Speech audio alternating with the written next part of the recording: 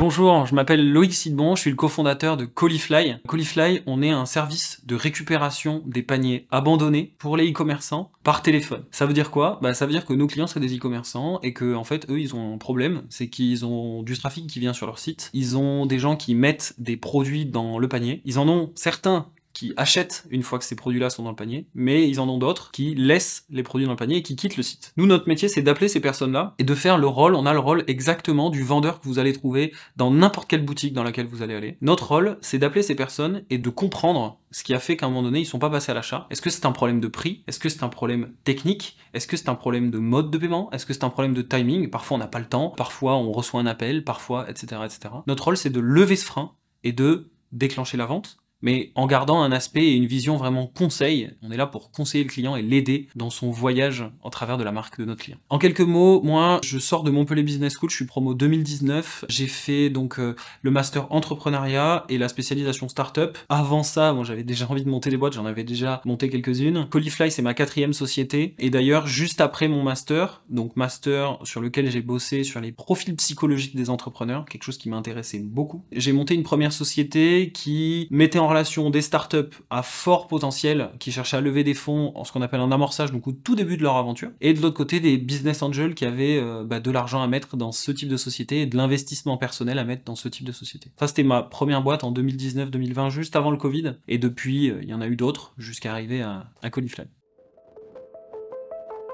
Elle est toute simple, c'est que demain, n'importe quelle transaction retail, n'importe quel achat, que ce soit du vêtement, du meuble, n'importe quoi, il va forcément y avoir un biais e-commerce, si c'est pas déjà le cas d'ailleurs. La vente purement physique, pour moi, elle est amenée à disparaître, et soit elle va s'hybridiser avec de la vente digitale, soit elle va devenir complètement digitale. Et l'intérêt, c'est que nous, on a la compétence pour aider cette vente digitale à s'humaniser. Et nous, notre vision, c'est vraiment d'humaniser la vente digitale, de mettre de l'humain dans le processus d'achat et dans le processus de vente. Voilà.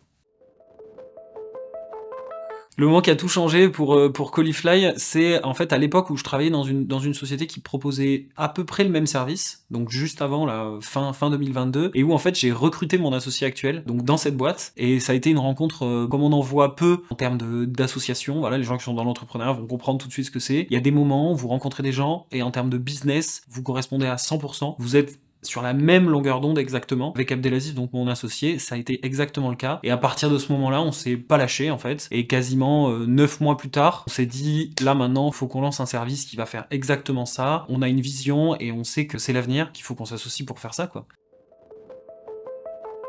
Selon moi, la première, c'est ce que je dis aux différents entrepreneurs qui veulent se lancer, que ce soit des jeunes d'ailleurs ou des anciens. Je leur dis, la première, c'est qu'il faut de la résilience. La résilience, quand vous montez une société, d'ailleurs, dans l'étymologie du mot société, il y a cet aspect de résilience, parce qu'une société, la société dans laquelle on vit tous, en fait, elle s'est construite sur les échecs de toutes les précédentes. Et moi, en tant qu'entrepreneur, et tous les entrepreneurs que je connais, ils ont essuyé des dizaines d'échecs avant d'arriver à un succès qui les définit, au travers duquel toutes les personnes le reconnaissent. Donc ça, c'est la résilience, c'est le premier point. Le deuxième point qui, pour moi, fait la différence entre un entrepreneur, on va dire moyen, et un entrepreneur qui crève le plafond, c'est la faim, c'est la niaque, c'est la hargne, c'est le grit, comme disent les Anglais. C'est le fait, à un moment donné, d'être sûr de soi, d'avoir une vision de quoi qu'il se passe, quoi qu'il en coûte, de avancer toujours.